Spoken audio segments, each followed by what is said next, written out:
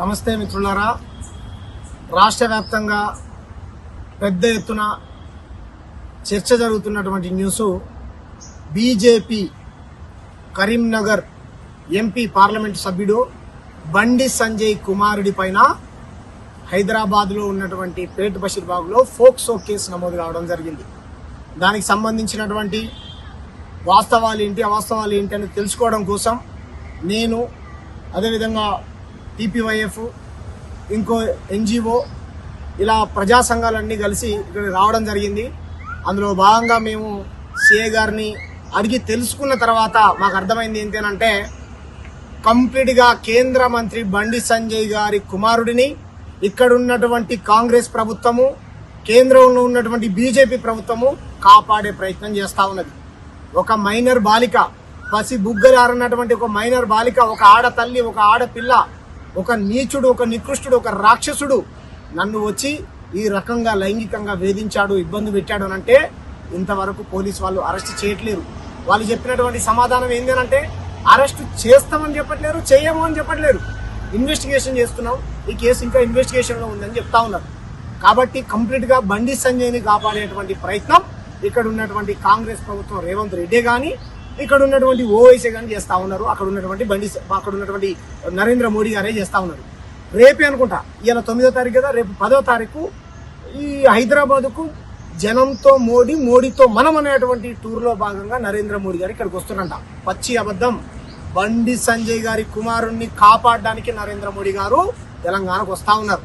ఎందుకంటే మైనర్ బాలిక పైన అత్యాచారం చేశాడని దేశవ్యాప్తంగా పెద్ద ఎత్తున న్యూస్ ప్రచారం అవుతా ఉంటే ఇంతవరకు ఒక్క బీజేపీ ఎంపీ కూడా మాట్లాడట్లేడు, రామచంద్రరావు మాట్లాడట్లేడు, బండి సంజయ్ నోరిప్పట్లేడు, ధర్మపురి అరవింద్ మాట్లాడట్లేడు, ఈతల రాజేంద్రన్న మాట్లాడట్లేరు, రేవంత్ రెడ్డి మాట్లాడారు, కాంగ్రెస్ నాయకులు, బీజేపీ నాయకులు ఎవరు మాట్లాడట్లేరు. ఎందుకు? నరేంద్ర మోడీ గారు ఎందుకు వస్తా ఉన్నారు?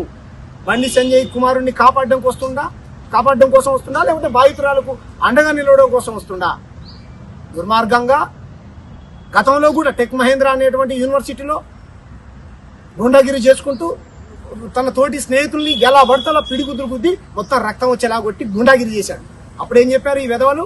ఒక అమ్మాయిని వేధిస్తూ ఉంటే కాపాడేటువంటి క్రమంలో కొట్టాడు, తప్పేందంట. మరి ఇప్పుడు అమ్మాయినే వేధించాడు గారా, ఇప్పుడు ఎవరు కొట్టాలా? సన్నాసిని.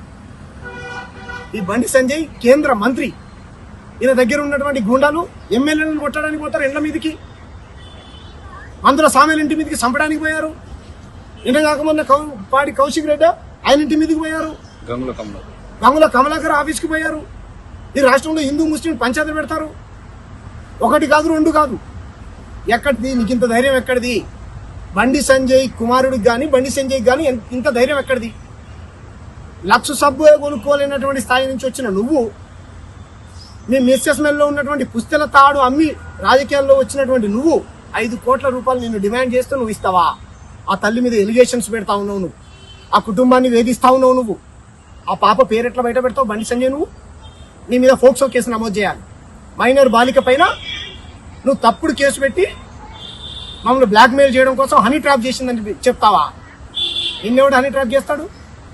అక్కడ ఫామ్ హౌస్లో 3 ఏళ్ల కింద వేధించాడు, బీహార్లో వేధించాడంట, ఉత్తరప్రదేశ్లో వేధించాడంట, నిర్మల్లో వేధించాడంట.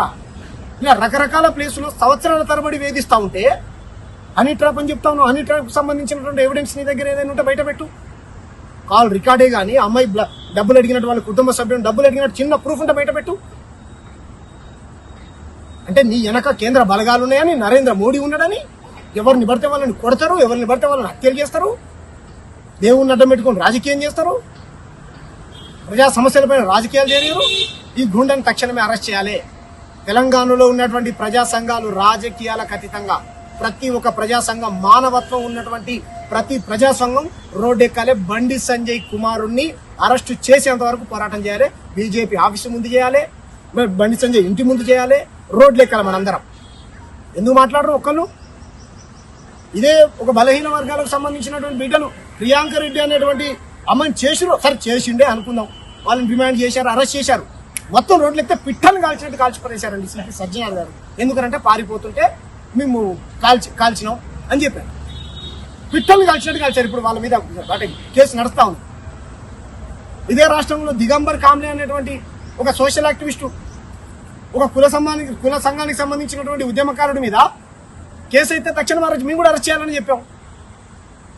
ఆయన ఫోన్ ఎక్కడుందో ట్రాప్ చేసి మరి పట్టుకున్నారు. రైట్, మంచిదే. ఎందుకు ఇలా కొన్ని పార్టీల వాళ్ళని మాత్రమే ఎందుకు అరెస్ట్ చేస్తున్నారు? కొన్ని పార్టీలకు సంబంధించినటువంటి నాయకుల కొడుకులే కానీ బిడ్డలే కానీ ఇలా చేస్తే ఎందుకు అరెస్ట్ చేయట్లేరు?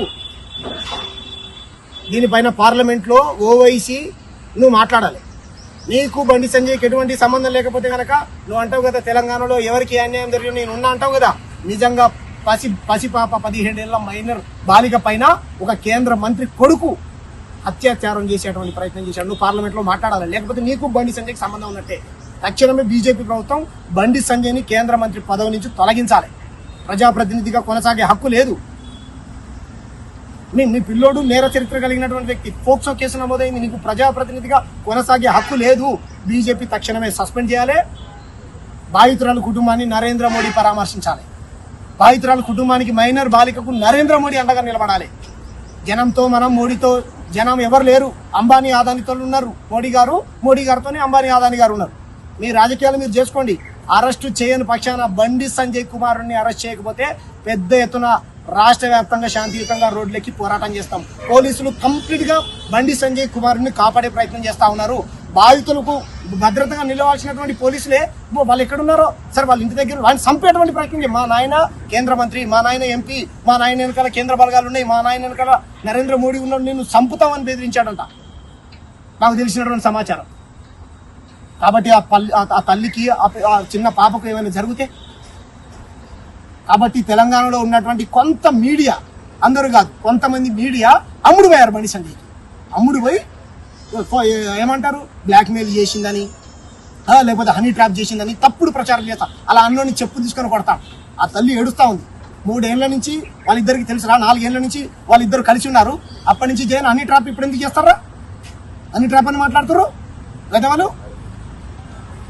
బాధితురాల పేరుని బండి సంజయ్ మైనర్ బాలిక పేరు నువ్వు పబ్లిక్ డొమైన్ ఎట్లా పెడతావు? బండి సంజయ్ నీ మీద ఫోక్సో కేసు నమోదు చేయాలా లేదా?